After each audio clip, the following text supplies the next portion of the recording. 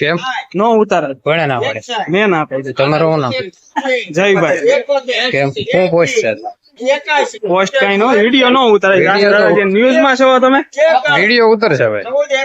ભણે ના પડે પરિપત્ર છે કોલજીભાઈ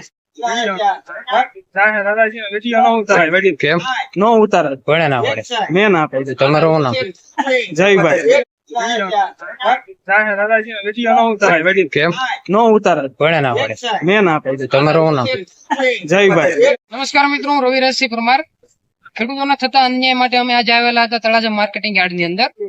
તો જયારે હું એકલો આવ્યો ત્યારે કપાસની હરાજી શરૂ હતી અંદર, એટલે મેં વિડીયો ઉતારવા માટે કાઢ્યો. તો એમાંથી વૃંદાવન માંથી એક વૃંદાવન નું લાયસન્સ ધરાવતા જયભાઈ નામના વ્યક્તિએ મને એવું કીધું કે અહીંયા જે લાઈવ હરાજી થતી હોય એનો વિડીયો ઉતારવાનો નથી. એટલે મેં એમને પૂછ્યું કે ભાઈ શા માટે વિડીયો ઉતારવાનો નથી?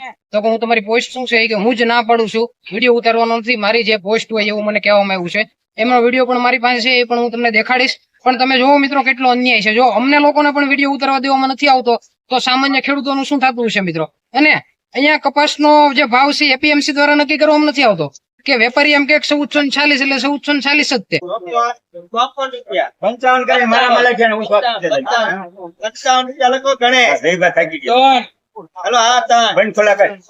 પછી વેપારી બીજો એમ કે આના 30, તો એને 30 થી જ શરૂ થાય છે.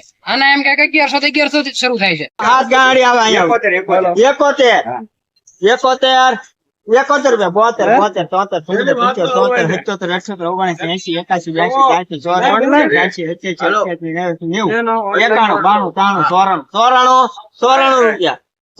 83 રૂપિયા 95 બોલો પીપી 95 રૂપિયા લખો અંબુ. તો આ લોકશાહીમાં ખેડૂતોનો હેડ છે તો ખેડૂતોનો ફાયદો શું વેપારીઓ કે એમાં અહીંયા આપણે હરાજી કરવાની છે કે ખેડૂતોનો માલ હોય એ પ્રમાણે હરાજી કરવાની છે મિત્રો? આના માટે હું રજિસ્ટ્રારને પણ ફરિયાદ કરવાનો છું મિત્રો. તમે વિડીયો પણ જોઈ શકશો, હું વિડીયો પણ જારી કરીશ. જય હિન્દ, વંદે માતરમ.